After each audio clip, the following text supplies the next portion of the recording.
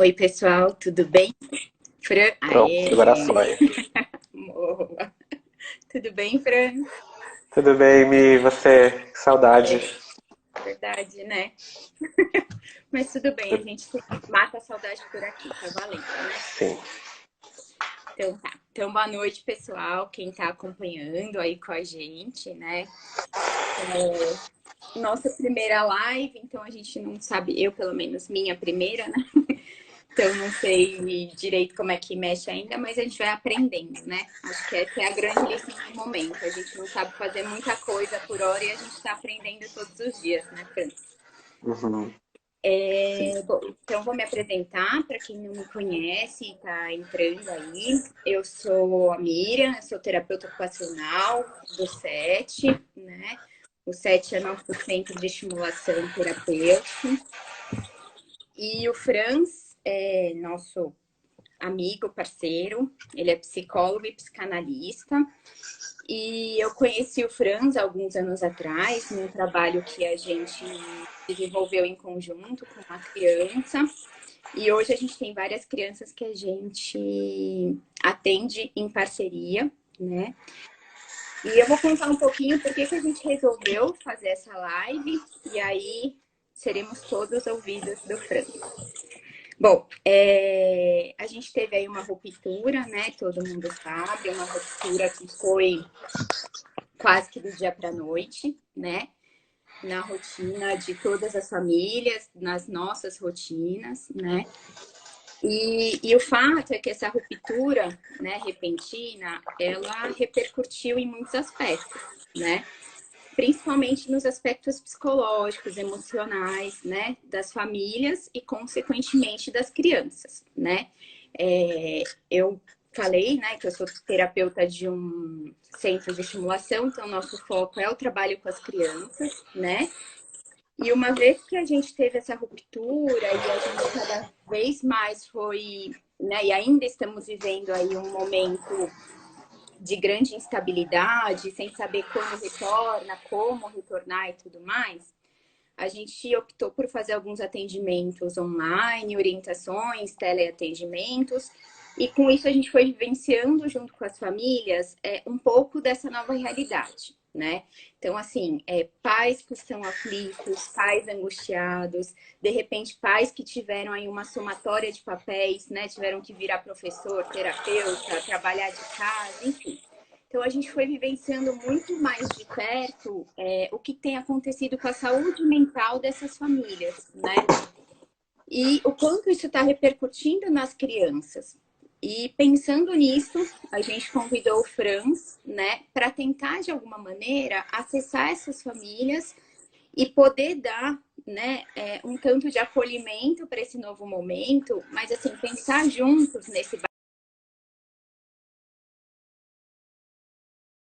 de uma maneira mais tranquila, como é que de fato a gente, enquanto terapeuta, pode auxiliar nesse processo, como é que as famílias estão vivenciando isso e como é que a gente tem que respeitar tudo isso e ao mesmo tempo também poder estar junto para passar por tudo isso, né? Uhum. E cuidar de quem cuida é um objetivo do SET desde sempre, né? A gente tem essa preocupação com a família, porque a gente sabe o quanto, né, terapeuta, a gente precisa dessa família parceira, dessa família bem, para que isso repercuta na criança, né, Franz? Então, assim, Uhum. esse olhar de acolhimento, esse olhar cuidadoso é algo que a gente tem enquanto equipe do SET, mas nesse momento eu acho que isso fica ainda mais aflorado, né? Então, a ideia de cuidar de quem cuida, né, pensar um pouco e falar sobre isso, surgiu a partir dessa demanda que a gente sente das famílias e porque a gente tem visto muitas lives assim de orientações muito direcionadas. Ah, como é que a gente trabalha a fala? Como é que a gente trabalha isso, né? Mas assim, e aonde ficam as famílias, né? Onde ficam os pais nisso tudo? Aí eu acho que você pode contar um pouquinho o que você Uhum. tem sentido, enfim, aí a gente vai pensando juntos, tá bom? Legal, Mi. Obrigado pelo convite, primeiramente, né? Boa noite a todo mundo. Achei essa ideia de vocês muito importante, muito valiosa nesse momento.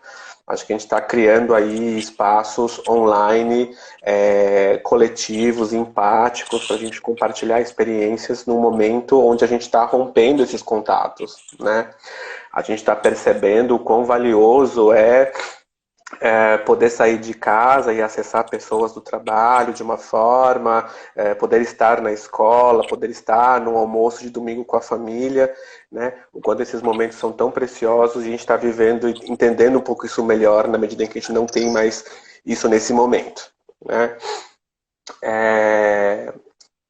Mi, assim, quando você me lançou, né, esse convite, eu fiquei pensando um tanto, até fazendo aqui um exercício de uma retrospectiva de como é que foi esse primeiro mês, né? E vamos, né, convenhamos aqui, esse primeiro mês foi o mês mais punk de todos, porque acho que essa é a pior fase, né?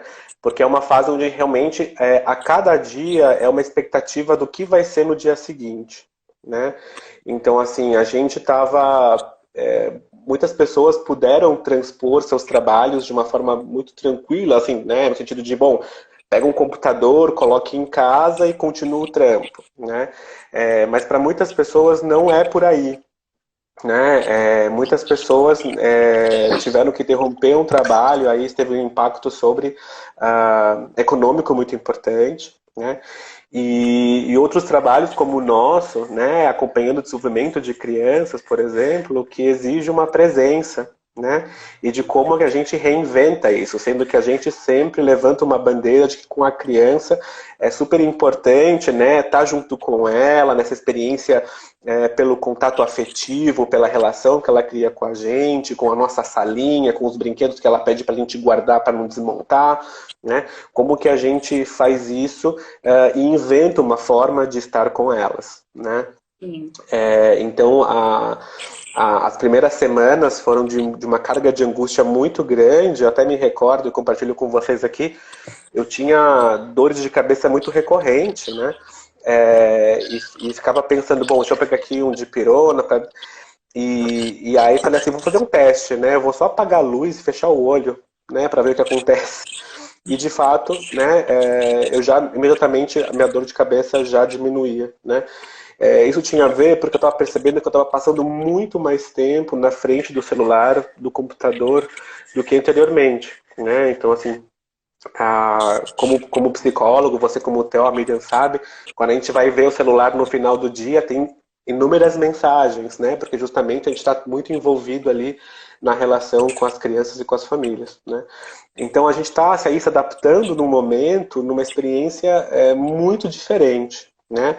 E o primeiro passo tem sido esse que eu tenho dito para meus pacientes, para amigos, familiares, né? O primeiro passo é reconhecer que essa é uma nova realidade que a gente está vivendo, né? Uma realidade que ela é passageira, né? No sentido da evolução de um vírus, de uma doença, como ela vai se propagando, como ela evolui, né? O difícil é a gente ter uma estimativa muito concreta, porque é novo, né? E aí me senti desde um começo num compromisso com quem está perto de mim, enquanto especialista em saúde pública, que também é uma das minhas áreas de estudo, né? De compartilhar isso, né? Que o isolamento social é uma das medidas, né? Ela é muito simples, mas ela é muito dura, né? No sentido de que é isso, é só não sair de casa. Mas o só não sair de casa tem impactos enormes na nossa vida, na medida que somos seres sociais, né? Então a gente interrompeu diversos tipos de atividades que a gente tinha e isso gera impactos econômicos, isso gera impactos no campo da educação, né? Enfim, em diversos tipos de segmentos da nossa vida social e um deles é a nossa saúde mental, né? Então na medida que a gente fica em casa, a gente vai entrando em contato um pouco mais com a gente, como a gente funciona, né? Então esse tem sido um momento de muita reflexão para perceber como é que a gente lida, né, com perder um pouco o controle e como é que a gente lida com se reinventar diante de uma impossibilidade que está posta, né? Então tem sido isso, né? Então tem o isolamento social como uma estratégia que ela é simples, mas ela é custosa, né? No sentido afetivo, no sentido econômico, enfim, né? E esse isolamento, mas ele é importante, né? À medida que a gente sabe, né, de uma forma muito clara, né, que se você reduz a circulação, você reduz essa transmissão, né? É muito diferente, por exemplo, para quem viveu, né, nos anos 80, por exemplo, né, intensamente como se manifestou um vírus, uma doença nova como a AIDS, né? Em que isso foi se manifestando, aquilo foi se colocando, tendo leituras de que isso acontecia num certo grupo, isso transmitia de uma certa forma, né? Esse novo vírus, né, que é uma nova doença para a gente está tentando estudar, entender como é que isso se produz, como é que a gente pode se prever, como é que a gente trata disso, né? Ela é muito novo, né? E ela tem uma transmitibilidade muito maior por conta de ser por vias aéreas, né? Respiratórias, né? Então, nesse sentido, o isolamento social ele reduz drasticamente essa transmitibilidade. E a gente aí pode ter um resguardo para quem necessariamente precisa estar no front, né, desse cuidado, para quem precisa sair de casa e eventualmente pode acabar tendo uma manifestação um pouco mais intensa desse vírus, né? Que são casos desses grupos de risco que a gente vai compartilhando a respeito de idosos, pessoas com questões cardíacas, respiratórias, imunológicas, enfim, né? Então, e também os profissionais que estão ali nesse front, né? Que são os enfermeiros, os médicos, as pessoas que trabalham dentro do hospital em outras funções, né? Então, na medida em que a gente tem um isolamento, a gente estica um pouco esse tempo, né, do número de pessoas contraindo o vírus e evita com que tenha um colapso de saúde, né? Isso é algo que a gente estuda lá na USP, por exemplo, em saúde pública, quando a gente faz leituras de epidemia, de pandemia, né? A gente sabe que isso pode acontecer em qualquer sistema, né?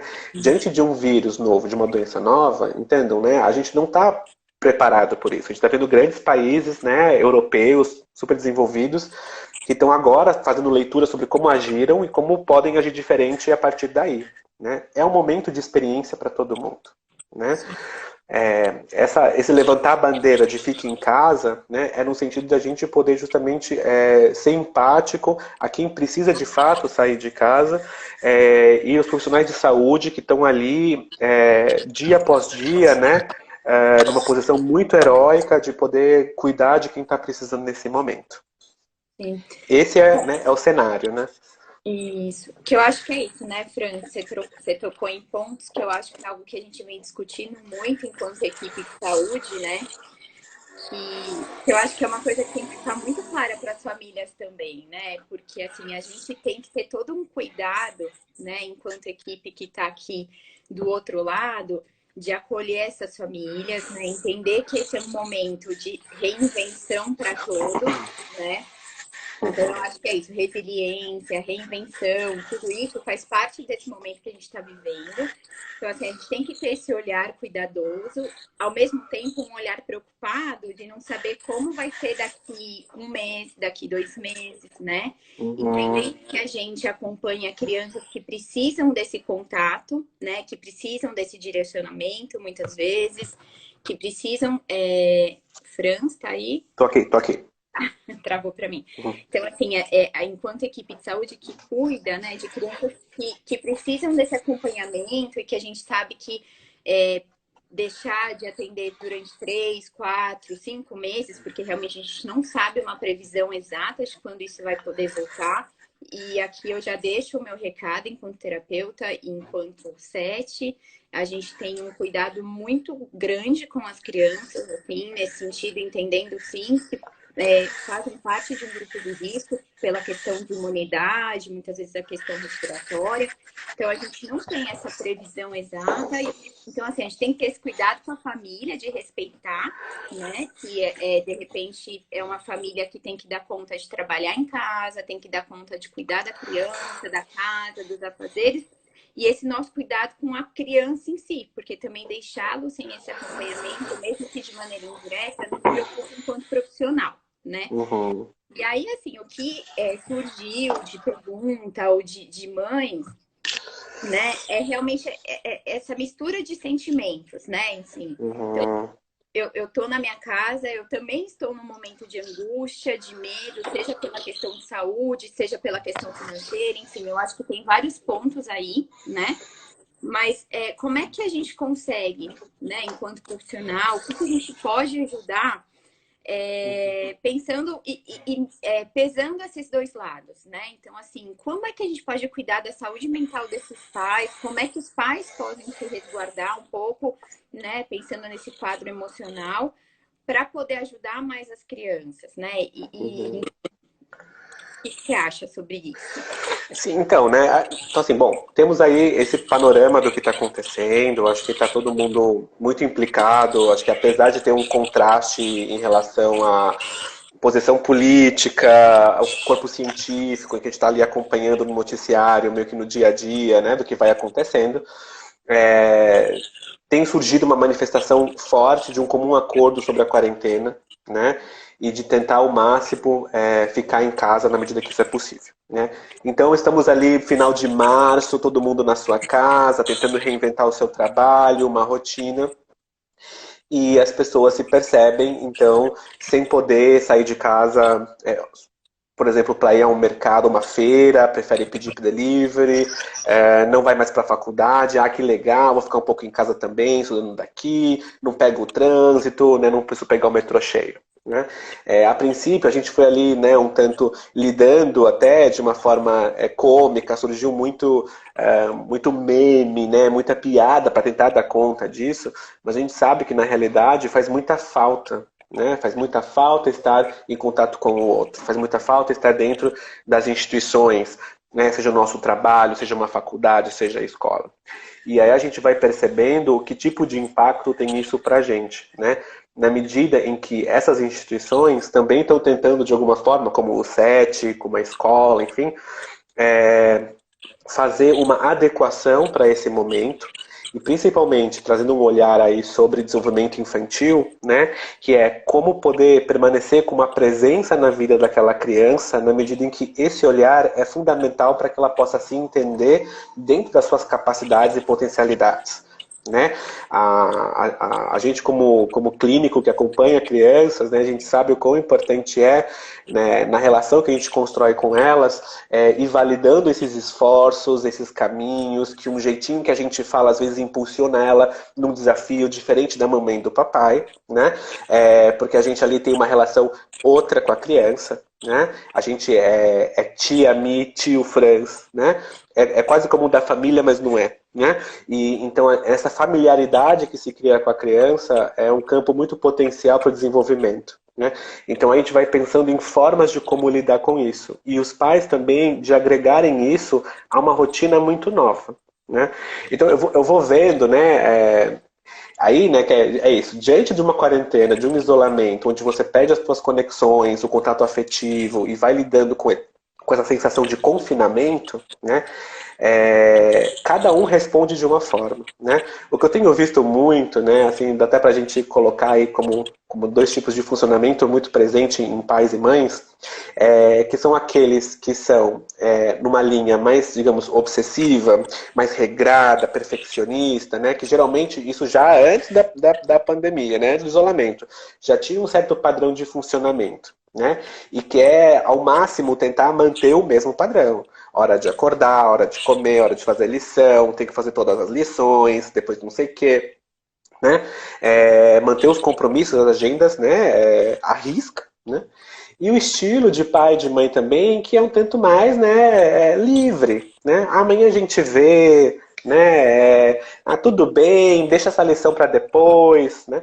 Enfim, o que eu tenho percebido é que um certo estilo e o outro pode um tanto emprestar, né, essa forma de lidar, porque eu acho que quem leva as coisas nesse momento muito à risca tende a viver uma situação de uma frustração muito intensa, né, na medida em que não dá para fazer as coisas à riscas. Por quê? Porque não é igual.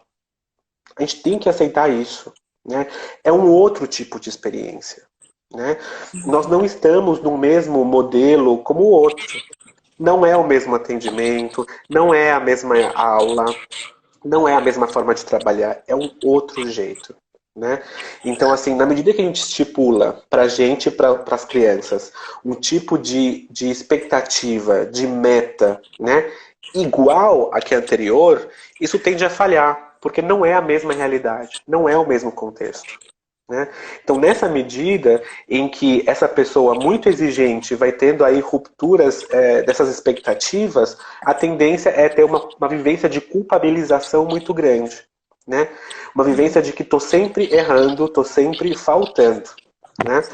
É, e aí, não, aí acho que vai ter muitas pessoas que vão poder se identificar com isso, né?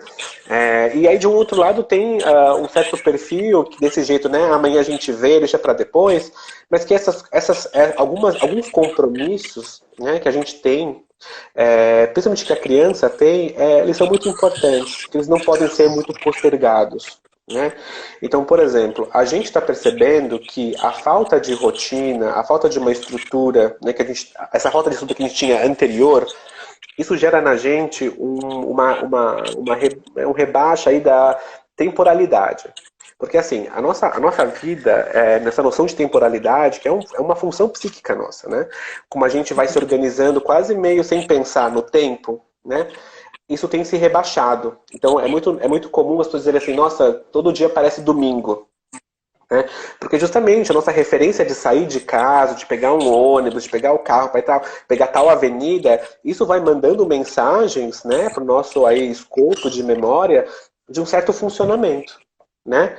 E a nossa vida está num outro ambiente, tá sendo é como se outra mensagem estivesse sendo enviada para esse escopo. Então dá uma sensação de uma perda de temporalidade. Né?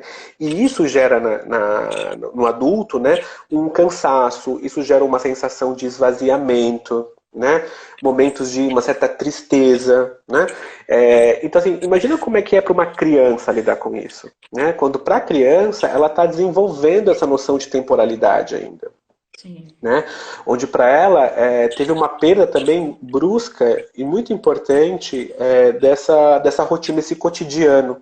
Né? Com os seus amigos, com pegar o uniforme e ir para a escola, sentir o pezinho da mochila nas costas, que isso vai dando sinais de que, bom, tem isso aqui para aprender hoje, né? Para fazer hoje de lição. Então, todas essas marcas de um cotidiano da criança também foram se rompendo. Então, a criança também está lidando com isso.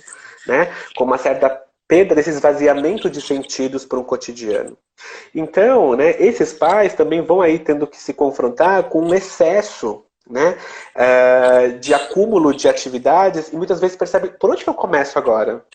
Agora que eu percebi que essa terapia é importante, agora que eu percebi que essa lição, poxa, ele podia ter feito, né? Por onde que eu começo? E aí se acumula um monte de coisa. E aí esse funcionamento que é mais obsessivo fica em falta. Né? Onde seria importante para poder aí estabelecer certas metas possíveis. Sim. Porque diante, né, Miriam, da situação de confinamento, é muito comum assim, a gente pensar, bom, a gente está confinado, isso parece que a gente fez alguma coisa muito errada. A gente está preso. Né? E a sensação de estar preso, você fala assim, pô, eu não fiz nada, não tenho culpa de nada. Então é muito esquisito e curioso que o ser humano tem uma tendência, então assim, bom, se eu não posso me culpar por esse confinamento, eu vou culpar alguém. Né? Então assim, poxa, não, é o professor que manda muita lição, é o meu chefe que está mandando muito trabalho. Então assim, e aí a gente não vai ter resposta nenhuma, né, nesse conflito. Né? Então assim, vou percebendo, né, que os pais e as mães têm lidado com isso, com uma forma, um tanto, de se conhecer nessa quarentena, entrar em contato com como a gente funciona, né? E percebendo como a gente lida com nossas expectativas, com essa nova realidade. Né? O que dá pra gente fazer agora, né? Algo que a gente tem comentado, né, que enquanto terapeuta a gente está mandando alguns vídeos e pede para que os pais retornem para a gente com filmagem das crianças, e você foi falando e eu fui remetendo a esses atendimentos, o quanto essa postura que os pais, né, que a família, eles adotam para si, né, porque quando a gente passa uma orientação, a gente que é terapeuta, a gente não esquece que os pais são pais. Né? Mas eles se cobram enquanto terapeuta. E é muito louco isso para a cabeça do pai, né? Porque a gente, quando envia algo, por mais lúdico que seja, ou por mais que seja uma proposta simples, a gente espera ver da criança, né? Lógico, algum acompanhamento e tudo mais, mas a gente não espera a perfeição, porque nem em Uhum. consultório e nem em atendimento isso acontece, né? Mas é nítido quanto o pai, quando vai dar o retorno pra gente, se sente angustiado quando algo não deu certo, né? E eu acho que Uhum. assim, é um momento para a gente falar, né? Você falou um tanto disso, né? Pais né, que adotam essa postura um tanto obsessiva com a rotina, com tem que dar certo e tem que fazer. Então, ai, a Miriam mandou, eu tenho que cumprir essa atividade. Não, né? Calma, né? Isso a gente tem falado desde o começo, né? Esse Uhum. respeito e nem o outro extremo, que então estamos, né, não vamos fazer nada, porque isso Uhum. também não é bom nem para o pai nem para a criança. Na medida em que a gente coloca metas tendo como expectativa uma realidade que é outra, né? Sim, E a gente está a todo momento, né, pertinho do espelho. Percebam isso, né? É muito diferente, né? Em outros momentos, né, no nosso dia a dia, a gente não está muito ligado à nossa imagem. Mas em reunião de Skype, em casa, a gente está todo momento cercado de um espelho. Então, assim, a todo momento a gente está lidando muito com a nossa imagem, com a gente mesmo, né? Com as nossas questões, com nossos sintomas, com nossa forma afetiva, com nossa inteligência emocional, com nossa capacidade de resiliência, né?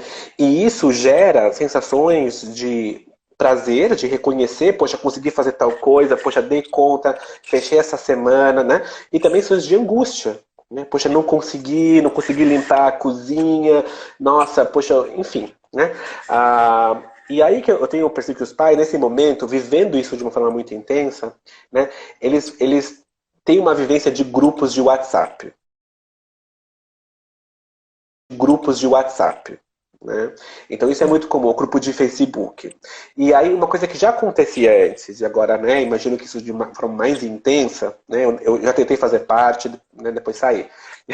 Mas é o seguinte, que é a comparação. Né? sim. Ah, porque meu filho. Não, eu fiz um quadro de rotina, deu super certo. Ah, meu filho fez todas as lições. Ah, não fez nenhum. Né? A gente já sabia que isso anteriormente, né? Essa comparação, a gente também não sai disso com uma resolução, né? Na medida em que a gente reconhece que cada criança tem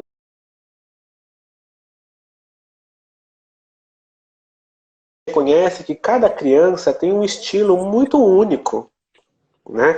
Às vezes elas estão com uma mesma proposta, por exemplo, né? Numa operação matemática, mas um vai usar carrinho e o outro vai usar maçã e bananinha, um vai usar super-herói. Por quê? Porque os interesses são diferentes. Né? A forma como essa criança consegue se apropriar de uma atividade, de uma lição, é de forma diferente, são em tempos diferentes. Né? Então, quem vai poder usar qual vai ser a régua que a gente vai utilizar? Não vai ser a régua do outro.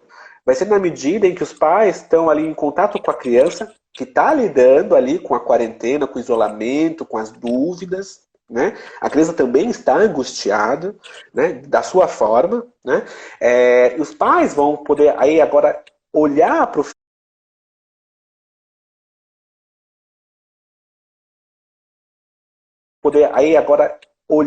filho e entender qual que é o limite, qual que é o alcance nesse limite, qual que é o alcance nesse momento. O professor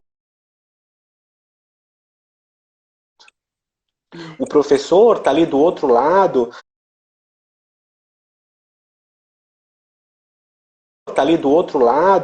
muito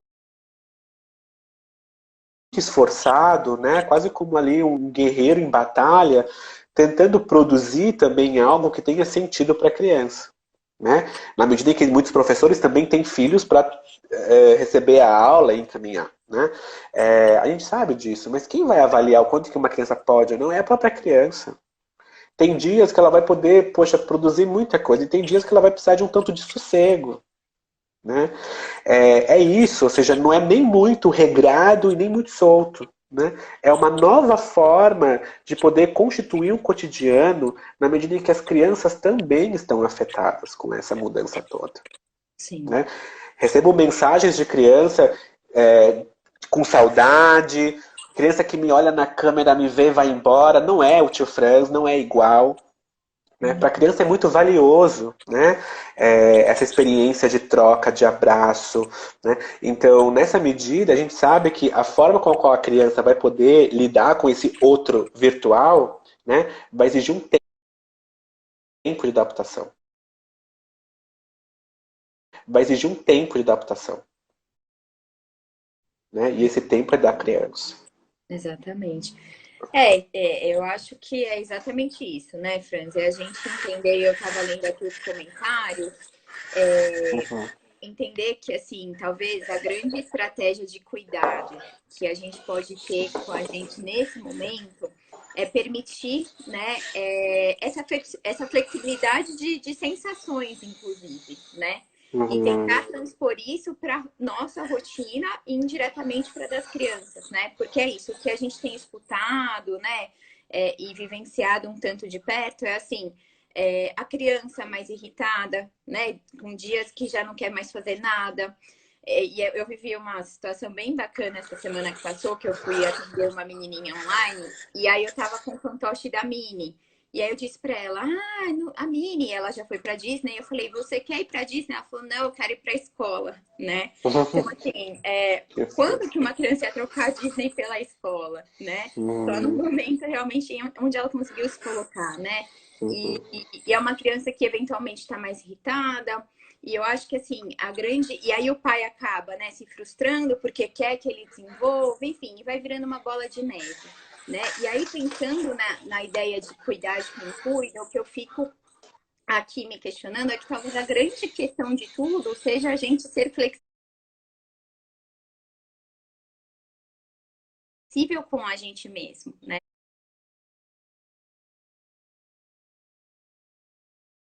Flexível com a gente mesmo, né?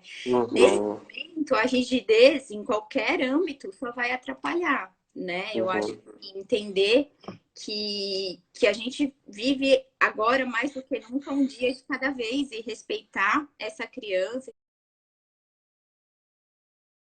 respeitar a sua sensação enquanto pai, talvez seja a base de tudo, né? Eu vi algumas mães falando sobre essa questão da flexibilidade, sobre não estar dando conta e essa sensação de culpa o tempo inteiro, né? Eu acho que talvez isso é o Uhum. que mais esteja acabando aí com a saúde mental dos pais, né? Sim. Eu acho que uma questão para você é assim, como lidar com essa culpa, né? O que você Uhum. tem a dizer sobre essa questão dos pais? Eu acho Sim. que a culpa é algo que tem um, eu acho Sim. que a culpa é algo que tem um ditado fala, nasce o filho, nasce a culpa, né, da mãe. Uhum. Uhum. Mas assim, como é que se lida com essa culpa em excesso nessa fase? Uhum.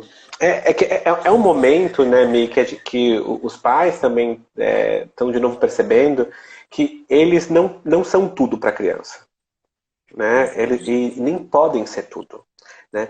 O pai, e a mãe não tem que ser professor, né? Porque o professor é o professor, né? Tem uma mensagem circulando aí que eu achei muito bonitinha também de uma criança dizendo para a professora, vem me ensinar porque meu pai não me ensina como você me ensina, né? É isso, né? Pode ser o professor, né? Ele fala a mesma coisa que a mãe fala para a criança, mas a criança ela absorve mais do professor, né? Por quê, né? Professor, né? Por quê, né? Porque é um outro tipo de relação que se estabelece ali. Na entrada da criança para a escola, isso é um marco importante de autonomia para a criança, afetiva, em que ela vai percebendo que ela poder dar conta dos seus medos, das suas inseguranças, e que para poder dar conta disso, ela precisa conhecer, ela precisa saber. Né? E o professor é esse grande mediador, né, dessa caverna escura que não sei o que está acontecendo aqui dentro e começa a dar novos sentidos, né? Ajuda a criança a formular hipóteses sobre a vida, sobre o conhecimento, enfim. Né? Então, assim, é importante que o pai e a mãe reconheçam que é isso. Primeiro, né, a casa não é escola. Não é. Não é. Né? Não há transposição, né? A gente está percebendo isso claramente, que a educação em casa não substitui, né? Muito menos, né? Ou seja, complementa, no algum sentido, o trabalho da escola. É suplementar, né? Acho que isso tem uma coisa muito interessante também de a gente poder pensar, que é isso. Essas medidas que as escolas têm buscado, né? As escolas também estão num momento de muita experiência para tentar criar estratégias, né? Essas estratégias, elas precisam ser olhadas como estratégias suplementares, né? Ou seja, quando a gente fala de complemento, né? A gente fala de tem algo faltando e chega algo de fora e pronto, tá total. Né? Tá ok, tá perfeito. Né? Não é isso. Né? Esse trabalho é um suplemento, é algo que não vai deixar total, vai estar sempre faltando alguma coisa, mas é o que pode vir a ajudar. Né? Então, é nesse sentido. Né? É importante que os pais também se reconheçam que o dia a dia para a criança precisa ser construído, as crianças perderam isso. Né? Até falo isso.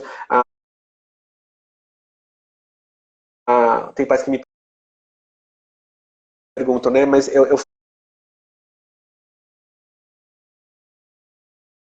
falo com meu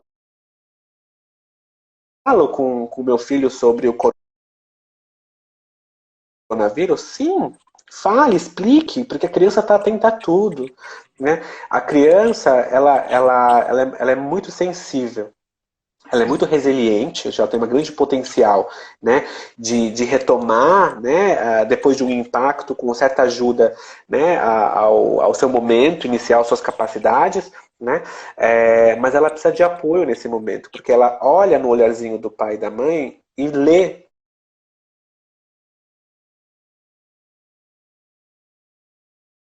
da mãe e lê o medo, lê a insegurança,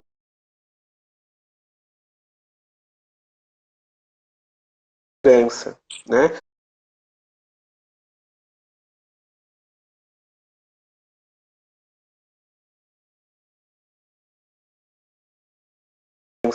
Né? A mãe o papai tá ali, a vovó tá ali ligado na Globo o tempo inteiro, onde só passa a notícia sobre o coronavírus, e onde só passa, né? Morreu um, morreu dois, morreu três, e a criança tá ali absorvendo isso. Né? É importante que a gente resguarde também as crianças dessas informações, que a gente possa filtrar, que a gente possa explicar na linguagem de cada criança isso. Né? E reconhecer que as crianças estão num momento novo e que é ok a gente fazer o possível. Né? Quando a gente fala assim, não dou conta de tudo, não dá para dar conta de tudo, porque a gente não é tudo para a criança. A gente é uma parte da vida dela. Né? A gente compõe um pedaço, e o pai e a mãe ocupam um pedaço muito importante dessa vida, é fundamental. Né? Só que não faz tudo, não dá conta de tudo. Então o primeiro passo é poder olhar para esse espelho que a gente olha diariamente e dizer, eu não dou conta de tudo. O que eu dou conta hoje? Né? E aí poder estruturar um dia. Né? Eu acho isso um caminho muito mais saudável do que estipular expectativas e metas que acabam derrubando a mãe e a criança junto em casa. Né? E um outro ponto também que eu acho importante, né, é poder no final da semana fazer meio que assim, né, bom, o que a gente avançou? O que a gente conseguiu essa semana? O que rolou legal? Né? E o que não, o momento né, as crianças estão ali dormindo, vão para dormir, sentar, né, abre um vinho, toma um chá, né, cada um no seu estilo, e bom, conversem, façam uma reflexão sobre a semana. Pô, deve ter tido vários ganhos interessantes. E alguns pontos que podem talvez ser melhores, ou alguns pontos que não vão melhorar. Porque não é igual do que a escola, certo? Né? Isso também ajuda, porque a gente precisa construir espaços de diálogo. Né? Não só via aqui canais de Instagram, de Facebook, mas, bom, tem ali, né, alguém que eu possa compartilhar isso perto de mim, né? Vamos fazer uma reflexão sobre isso. Sim. Acho que você tocou em pontos muito importantes, né, Franz, que é isso, né, de se olhar diariamente e pensar que a gente não tem que dar conta de tudo, né? Eu acho que esse é o primeiro passo aí para se resguardar enquanto saúde mental. Uhum. E aí eu acabei lendo os comentários enquanto você ia falando e Claro. me chamou bastante atenção que é exatamente isso, né? Eu acho que a fala comum dos pais que tem gerado tanta angústia é exatamente essa. Meu filho precisa de mim mais do que nunca, né? Uhum. E é isso, né? Eu acho que essa é a sensação de grande angústia, porque, e aí, retomando, são os pais se cobrando a assumirem todos esses papéis. Então, eu acho que o grande conselho, a grande dica, né, primeiro de tudo, é a gente não dá conta de ocupar esses papéis, né? Uhum. Então, assim, é acordar, respirar, né? E o que eu dou conta hoje, porque são pais que estão trabalhando de casa, às vezes com trabalho triplicado, porque essa vida online muitas vezes exige mais tempo para que a gente consiga dar conta do que era presencial, né? Então, assim, eu acho que é entender essa nova rotina. E às vezes não vai ser possível durante a semana. Será que durante o final de semana existe um pedacinho do final de semana que a gente possa direcionar ou não? Porque aí é isso, assim, durante a semana, infelizmente eu não vou dar conta de tudo, mas eu posso me dedicar mais ao meu trabalho. Às vezes no final de semana eu volto e repenso as questões com o meu filho de orientação, enfim. Uhum. Mas eu acho que, assim, pelo que eu vi pelos comentários, essa é a grande questão, né? Agora, mais do que nunca, meu filho precisa de mim e eu não estou dando conta. Eu acho que entrar em Uhum. contato com esse tipo de sentimento é o que tem deixado mais essas famílias aí abaladas e se sentindo culpadas, né? Claro. O que eu fico pensando, né? E aí a gente recebeu algumas perguntas nesse sentido, e você acabou até dando uma dica, né? Então, Uhum. reserva no final do dia 1 hora para você, né? Teve uma mãe até que relatou que ela escutou um psicólogo falando isso, que os pais deveriam reservar 1 hora do dia para se cuidarem, né? Talvez isso, assim, antes de dormir, sei lá, abre um vinho, assiste uma série, alguma coisa que vá fazer essa mãe, esse pai, né, dar uma aliviada. Você tem alguma sugestão aí para esses pais Uhum. né, que, assim, como é que eles podem se cuidar? De estratégia mesmo de cuidado? É Sim. ligando para um amigo, enfim, é criando Uhum. redes de conversas? É o que a gente falou, né? Tem muitas pessoas que me contam assim, bom, tenta marcar ali, né, o happy hour via Skype, tem gente marcando jantar junto, vão cozinhando alguma coisa para poder comer junto. Tem isso, mas a gente sabe que isso não responde, não é igual estar numa mesa de um restaurante num dia gostoso ou estar num barzinho no final do dia com os colegas, né? Não é igual, né? Se permitam também, né? Tem isso, tem um monte de oferta, né? Como nunca teve antes ali.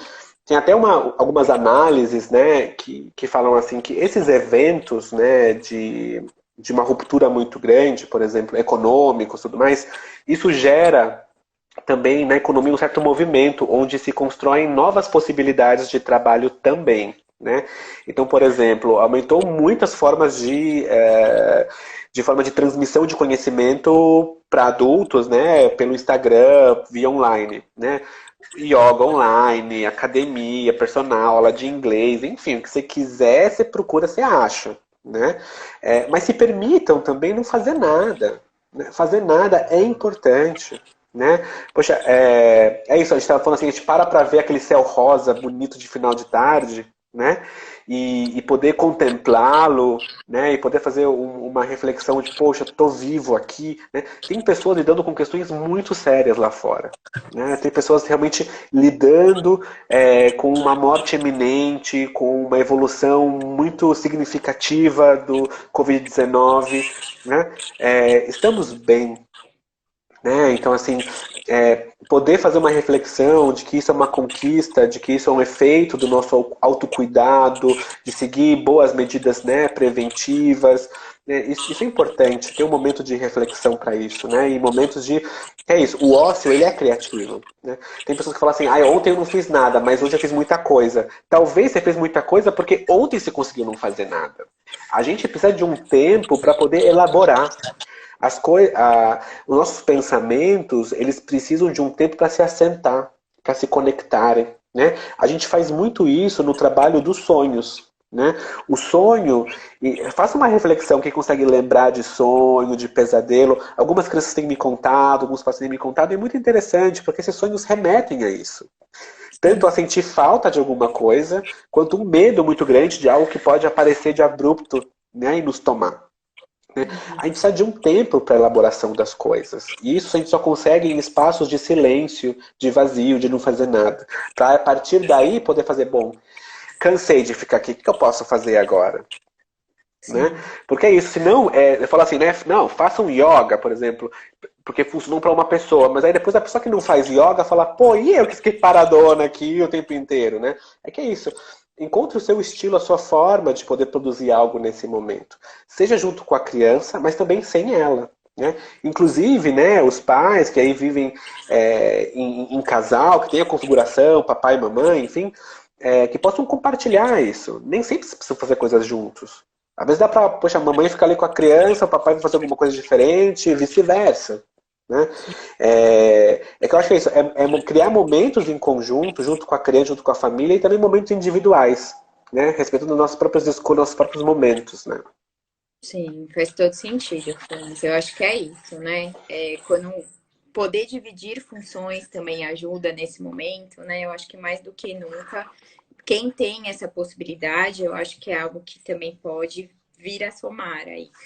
Acho que, assim, uma outra preocupação que surgiu, que a gente recebeu de questionamento, é com relação às crianças em si, né? Tem muito pai falando, ai, como é que a gente pode dar conta da criança, de não ficar 100% do tempo com a criança e, ao mesmo tempo, não deixar ela 100% nos tablets, televisão e tudo mais, né?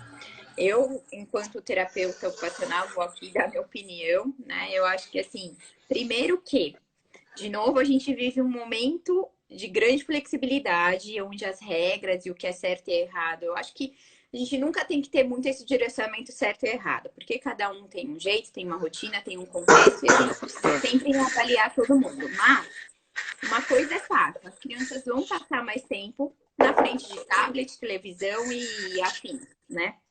E eu acho que tudo bem, né? A gente tem que lidar com essa nova realidade, porque muitas vezes vai ser, inclusive, o meio de comunicação com o outro, seja com a avó que está longe, seja com a terapeuta, seja com quem for. Então, ela vai estar mais junto a essas tecnologias. E, enquanto entendendo que essa criança está dentro de casa, né, eu acho que a gente tem que explorar isso de uma maneira mais saudável possível. Então, se a criança é maior e a mãe tem que dar conta do serviço de casa, por que não dividir essas tarefas com as crianças, né, Franco? Eu acho Uhum. que inserir a criança no cotidiano talvez seja a maior estratégia onde todo mundo vai sair ganhando, né? Então, assim, Sim. a criança ajuda a fazer uma receita, ajuda a lavar uma louça, ajuda a passar um pano, enfim, que são coisas do dia a dia, né? O que você acha?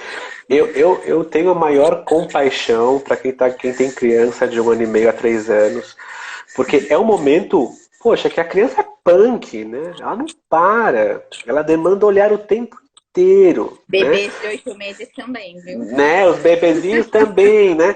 É porque a criancinha, né, quando começa a andar, né?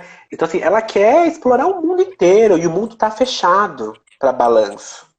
Né? Sim. Então, assim, essa criança que quer correr, quer pular, quer fazer, e sempre com o olhar do outro, que não basta pra ela, porque brincar pra ela naquele momento não é legal estar sozinha. Ela só é legal se o outro estiver ali perto dela, olhando a brincadeira dela. Né? Esse é um momento de constituição da criança que ele é muito valioso. Só que essa criança, né, ela está vivendo um momento muito importante da história dela, da história do mundo, né, que é o momento de quarentena. Então, assim, é muito importante ter paciência com elas.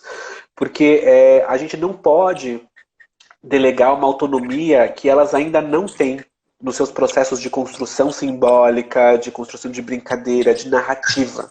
Né? Essa criança, ela precisa muito constantemente emprestado dos pais, do adulto, esses elementos para poder construir essas brincadeiras todas. Né? Então, eu tenho muita compaixão por esses pais, eu sei que vocês estão fazendo o máximo, né, para poder ofertar espaços de brincadeira e de conforto, mas também que elas possam ali lidar com seus brinquedos, com o seu tablet, para vocês poderem fazer outras coisas. Né? O que eu digo assim, né? Agora é o momento pro pai, pra mãe fazer aquela visita ali das brincadeiras que se inventava na sua própria infância. Né? Não precisa de fantasia para fazer super-herói. Você precisa ali de um colher de pau e um lençol, uma toalha nas costas. Né? Então, assim, construam elementos com coisas que vocês têm em casa para dar munição, mostrar para a criança que, olha, com isso aqui você consegue construir um monte de coisa. Né? Isso é algo que no campo da educação, no campo da psicologia, da psicanálise, da terapia ocupacional também tenho certeza que tem se investido muito. Né? Em que o brinquedo não venha pronto com a construção simbólica, que a criança possa poder construir e investir ali também. E isso é uma forma da gente dar condição, né? Falo de munição, que é dar realmente gasolina para a criança poder produzir algo a partir disso. Né? Então é isso. E a gente sabe que esse tipo de autonomia de brincar vai variar nos momentos da infância. Né? Então, assim, as crianças pequenas, elas exigem um olhar próximo. Né? Agora é o momento de reforçar aí os cuidados. Rede na janela, né, para quem não tem, tomar cuidado mais com janela, produtos de limpeza, enfim. A criança, ela vasculha, ela acha. Né?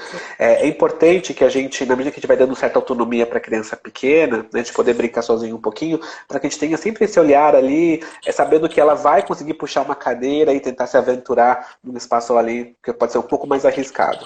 Né? E para as crianças maiores, que têm um pouquinho de condição maior de simbólica, é isso. Né? Dá para ela potencialidades, possibilidades dela poder desenvolver uma brincadeira, né? Uma história. Né?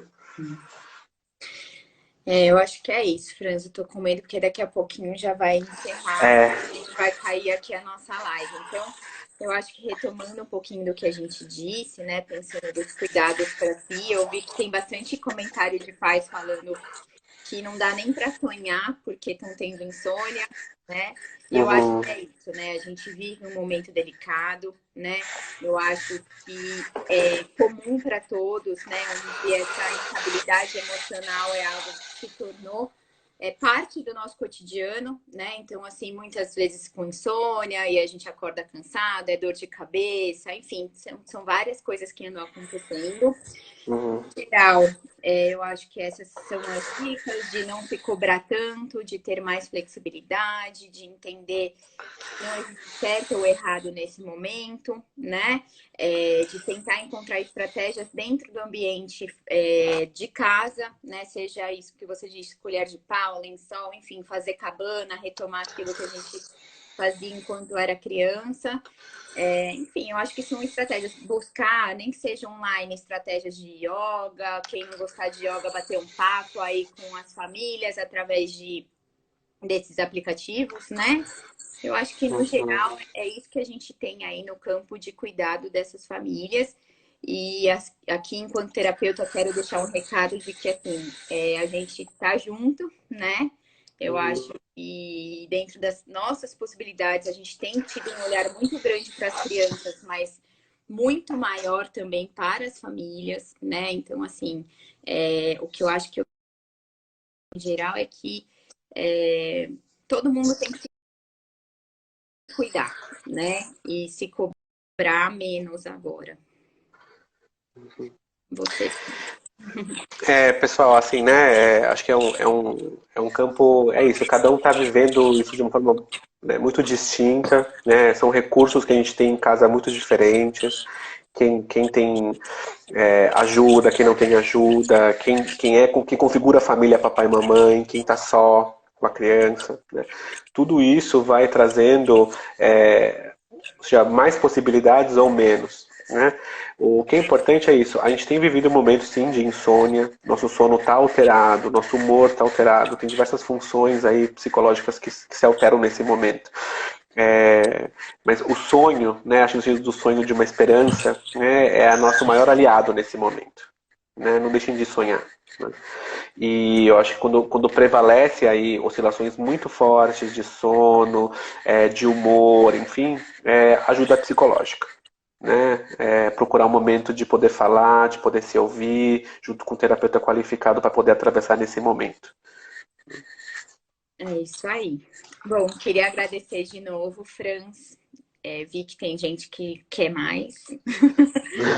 Vamos pensar com carinho, tá bom?